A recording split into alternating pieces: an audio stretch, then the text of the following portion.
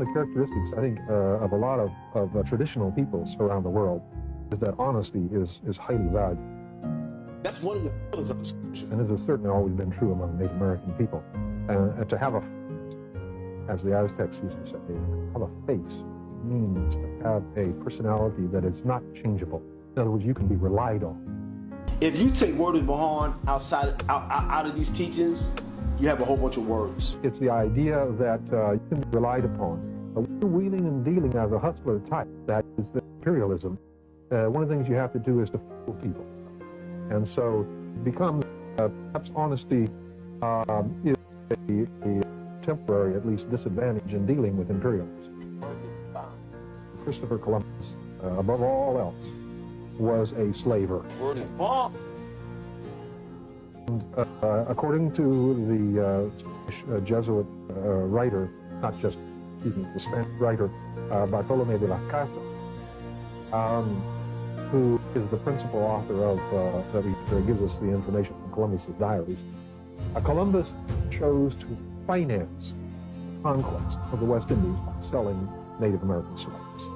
And he characterized it as his granjeria, or granary. In other words, it was the granary that was going to pay for the conquest, that is, Native American bodies.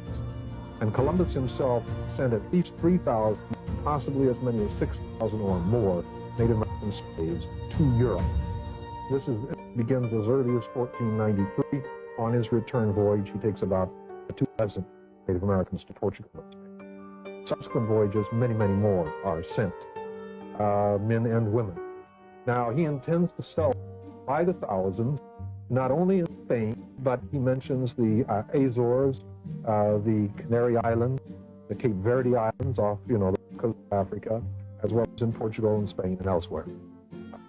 So even before there are any number of African slaves being sent to the Americas, or Native American slaves being sent to Europe, principally probably ending up in Lisbon and Seville, or Sevilla in southern Spain, but also being transmitted to many other cities.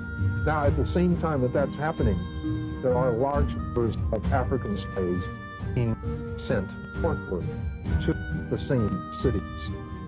And in fact, as far as black Africans are concerned, they've been being sent northward since approximately the 1440s, 1450s.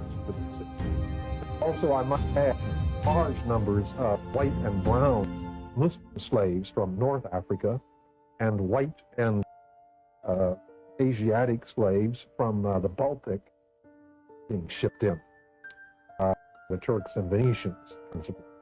So that throughout this Western Mediterranean area, you really have a cosmopolitan scene in these cities, and to some extent in the rural areas as well.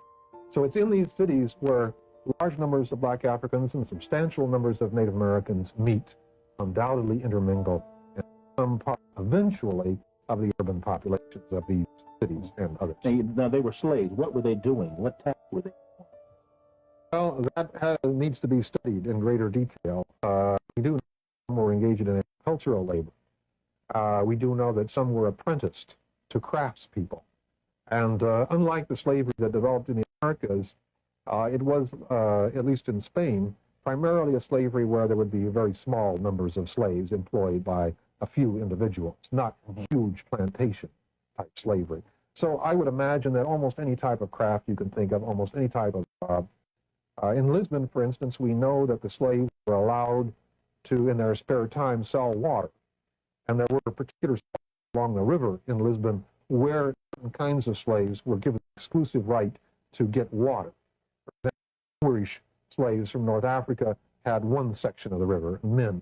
And then the Native Americans and Africans and females and males had other sections of the river that they could get water. Allocated to them? That were allocated to them. And this was so that they could make a little extra money. They had the right to make money in their spare time. And they'd sell their water in different parts of Lisbon and do other odds and ends.